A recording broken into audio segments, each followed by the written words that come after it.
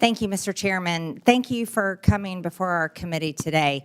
In the past 4 years, our nation has been invaded by millions and millions of people who have crossed our border. There's also millions of what's called known gotaways. These are people that our government has no idea where they came from, who they are, what they're going to do in our country. And many of these known gotaways could be criminals. They could be part of the narco cartels. They could be terrorists. We don't know who they are, and there's millions of them here. This country has also been the victim of fentanyl. This is a dangerous chemical that comes from China, is made into pressed pills in Mexico and Canada, and illegally distributed into our country by the cartels. On average, 200 to 300 Americans die every single day from fentanyl. Not die, they're murdered. They're murdered. Americans have also been victims of all types of illegal alien crimes. One family in particular, Laken Riley's family, I know them personally, and her death was absolutely horrific. Jose Ibarra entered the United States illegally on September 8th, 2022, near El Paso, Texas, with his wife and son. He was detained by the U.S. Border Patrol, but soon released due to overcrowding at detention facilities. After his release, he was transported to New York City, arriving around September 15th, 2022. The following summer, he was arrested by New York Police Department and charged with acting in a manner to injure a child, and a driver's license violation. Before an immigration detainer could be issued, NYPD released Ibarra according to ICE. He later, after this release, moved to Athens, Georgia, where he was cited for a misdemeanor for shoplifting in 2023. This guy got arrested multiple times. He was stopped at the border, but he was continually released. Just a few months later, he brutally murdered Laken Riley.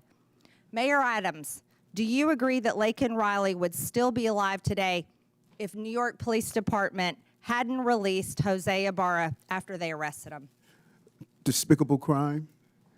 And as a former law enforcement officer, I respond to these crimes as the mayor as well. And I believe people like that should be held accountable, and I've advocated to stop this revolving door criminal justice systems like him to come out and hurt innocent people. I wish we would have had the power to prevent that from happening. Mayor Adams, will you continue sanctuary city policies in your city? That policy is by law. I do not make the law. I must operate within the confines of the Constitution and the law. Mayor Adams, will you advocate to get rid of sanctuary city policies in the city of New York? I have made it clear on a portion of the sanctuary city policies that I believe we need to alter to prevent crimes like this from taking place. Federal law under 8 U.S.C. 1324 makes it a crime to knowingly harbor and shield illegal aliens from detection, but your cities refuse to work with ICE detainers to help them find these criminals. I'll go one at a time. Mayor Adams, will you work with ICE in New York City, yes or no? ICE is part of our criminal justice apparatus, and I will work with my city, state, and federal agencies to keep our cities safe, no matter who they are. Mayor Johnson, will you work with ICE to protect your city? We do work with ICE right now, Congresswoman. When they send us information about someone they would like access to, we send them notice when and where we will release them, and they can pick them up. We've done that 1,226 times. We will keep doing it. Will you end sanctuary city policies? We think the policies that we have right now allow us to work with ICE and to stop crime, and we'll keep doing that. Mayor Johnson, will you work with ICE? Our local law enforcement, Chicago Police Department, we work with federal agents on a variety of issues: drug trafficking, sex trafficking, getting guns off the street, and we will continue to work with federal agents. Will you stop harboring illegal aliens? Will you end sanctuary city policies? So the city of Chicago, we do not harbor criminals. We do not harbor undocumented individuals. We comply with all laws. Mayor Wu, will you work with ICE to protect Americans, legal Americans in your city, and end sanctuary policies? The Boston Police work with ICE and federal agencies every single day on criminal matters and hold people who are committing crimes accountable.